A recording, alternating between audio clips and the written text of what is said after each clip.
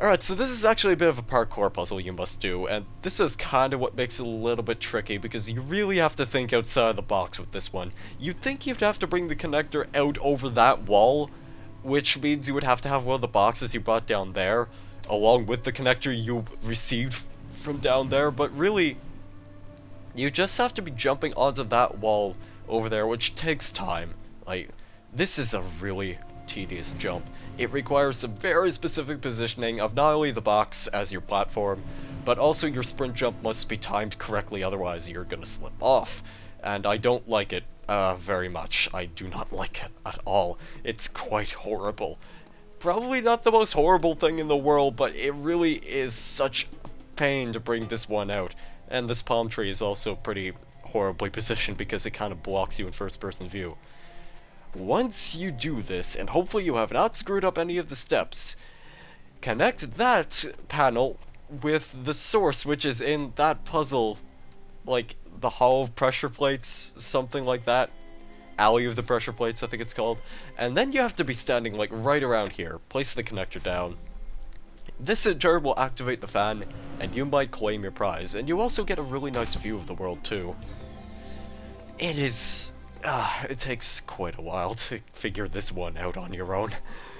I know it certainly took me quite a while, but hey, nice reward, I suppose. There's also 2 Easter eggs in this world we should probably go after right now. Now, one of the Easter eggs in my test playthrough I actually didn't bother doing, but I think I remember where it is. I mainly didn't bother doing it because I was so focused on collecting the first, collecting the other Easter egg and the star. And also, Shepard had something to say about that. I'm Commander Shepard and this is my favorite puzzle game of the internet, or something like that. And I think yeah, you have to be in the water right here. There's a little viewfinder, which once again, like one of the previous Desert World levels, requires a key. The key is right here, and that could be a little bit difficult to find. But we're gonna bring it back to the viewfinder, place the key inside, turn the crank, and maybe watch a little light show. If I could actually do a jumping puzzle, that would be great. There we go. And we're gonna look somewhere out there. There it is. There's the Statue of Liberty. It's just kind of sitting in there. I don't really know why. It's just there. There's not really much of anything else to look at except the fancy hills in the background. But that's about the extent of it. It's a little Easter egg you can look at. You could get to see the Statue of Liberty, which you can't really see all that well from out here. In fact, might very well be impossible now that I think about it, because I'm not really seeing any shape that remotely represents the statue. Whatever though. Whatever. Now the second Easter egg is definitely a lot better, and it takes a bit of effort to get it. So, if you run over here to this part of the swamp, there's a fan here that's already active, but it does not have a fan piece. We have to bring a fan piece over here, and that's fun. That's great. I love it a lot. Ugh. There's also a QR code here, of course, and I think I actually forgot to show one off, which is behind one of these puzzles around here. And there's also another computer terminal, so I guess there was a point to going out here too. Oh hey, communications portal. We can actually talk to someone. Yes. Let's go talk to the person we were talking to the last time. Do these terminals ever have conversations with you about life? No, he just get operating system messages. Well, I guess at least he doesn't have a haunted computer, and, well, that's fair enough. Hey, what do you have to go on, pal? I believe in demons and evil wizards. I think we're being prepared for something. We're being prepared for a Dungeons and Dragons game adventure. This place plays tricks with you. You can't get your head straight. I think I know a way to find out the truth. Digging in some documents, found a reference to this password. Might be some kind of library master key. Hey, you shouldn't take too deep. And then, hey, it's the MLA process. Batch. And that ends the session. What a shame. We could have had a meaningful conversation about what it's like to snoop into computers and whatnot. This is a lot of reading. Look at all of these long words. I'm not gonna read that. Not even about the Chesterton brain. Oh god. I'll be honest, I kind of forgot that this computer terminal was here. So, have fun reading some of this if you're, like, really into that stuff. And oh hey, I got an achievement because apparently I never found all of the text files in the game. And I must have missed this one, which really wouldn't surprise me because it's kind of out of your way with all of these puzzles. You learn something new every day. This is a professional walkthrough, guys. You can trust me on this one. But now we're gonna resume running all the way back here behind this puzzle because I distinctly recall there being a QR code hidden back here-ish. And it is by version 17 once again. He thinks this place is beautiful, and I have to agree. This looks nice.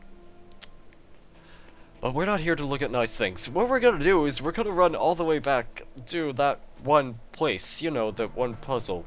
The Iron Curtain one, because that also involves collecting the second Easter egg of this world. And it's actually a little bit less of a hassle, I'd say. So, we're gonna reset the puzzle all over again, and I'm gonna see you guys when I actually have things set up. Alright, there are two ways of which you could solve this one, for instance. One is that we're gonna probably try jumping on this box first, and then sort of make our way up here where we were previously to collect that fan piece down there. But instead, we're gonna not get pushed off by the game, because I hope my computer isn't I hope my keyboard isn't messing up right now because it's been doing weird things to me lately. We're gonna do a little bit of fancy jumping on top of these structures.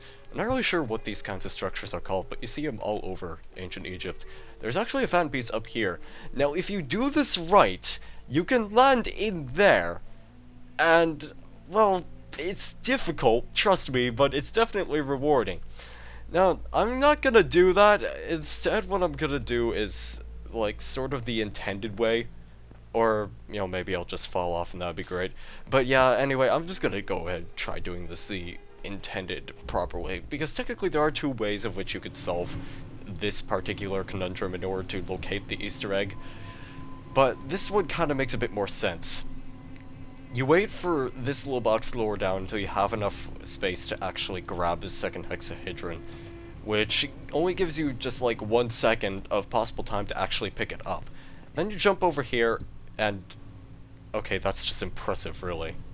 Mark my words, pretty much anything could go wrong when you're trying to go after this one in particular. Just like you saw right there.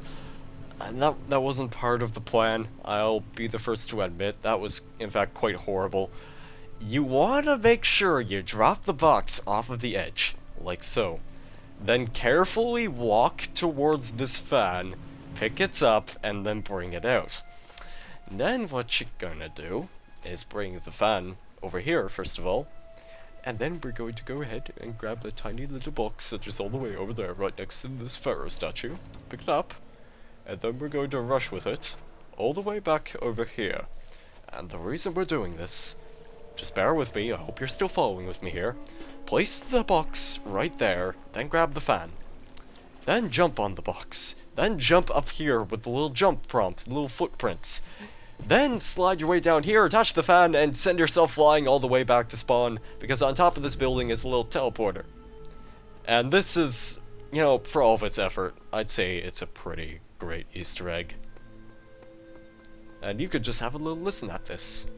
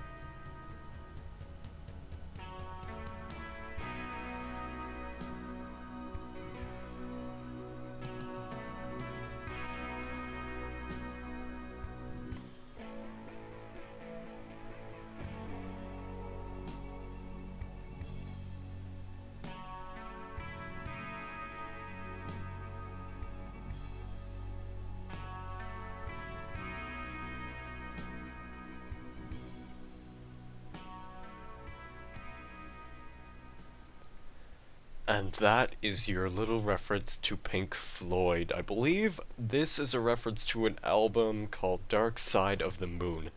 I don't really listen to much real life music, so I'm not too familiar with the band itself or the artist.